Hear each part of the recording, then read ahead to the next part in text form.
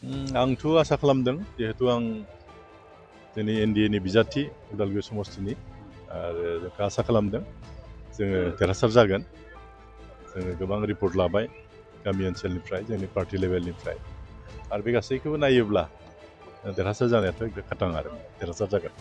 बेसेबांसो भटनि फाराग फारागथिखौ आं बारा बुंनो हाला माने जायखिजाया 10-12 हाजारनि भितराव थानो हागौ जोंनि रिपर्ट मथेब्ला जायखिजाया देरहागोन आरो। आं आंनि गोसो गोरबोनिफ्राय हामलायनायखौ आं बावहरदों। थांनाय जि 9 तारिखआव जि बिसायख'थि जादोंमोन बाहाय रायजोफ्रा गोबाङानो बाहागो लादों। एबाराव जोंबो आसरित मोनदों रायजो राजाफ्रा बे भटखौ होनो थाखाय ओंखारबोदों आरो बेखायनो भटनि पार्सेन्टेजआबो गोबां जादों। आरो गणतन्त्रनि जोंनि जिथु अधिकार बेखौ रायजो राजाफ्रा बे सुबिदाखौ लादों होदों बेखायनो हामलायनायखौ बावहरदों आरो गोसो गोरबोनिफ्राय हामलायनायखौ बावहरदों। जों खावलायनाय बायदि बिथांमोना जोंनो गोबाङानो भट होदों होनना बुंदों।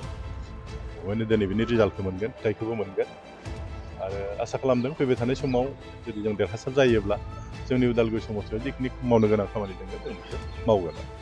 जेरै देरहानायनि मिजिं लादों जेरै खातालि ओनसोलफोराव गोबां भट दं जिहेतु बिसायख'थि गेलेयो बयबो मोनसे आसा खालामनानै गेलेयो बयबो मोनसे आसा खालामो।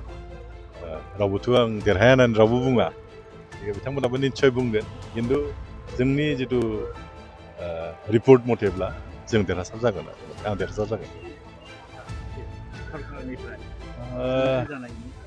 लुबैनायथ' थागोन जुदि पार्टिया जुदि सिदान्थ लायोब्ला जोंनि पार्टिनि आफादगिरि हाग्रामा महिलारि बिथाङा जुदि इच्ছা खालामोब्ला मन्त्रि पद मोनोबाथ' लाया मानोथो लाया जानो निस्सय लागोन खिन्थु बे गासैबो सोनारगोन जोंनि पार्टिनि चिफ हाग्रामा महिला बिथांनि सायाव।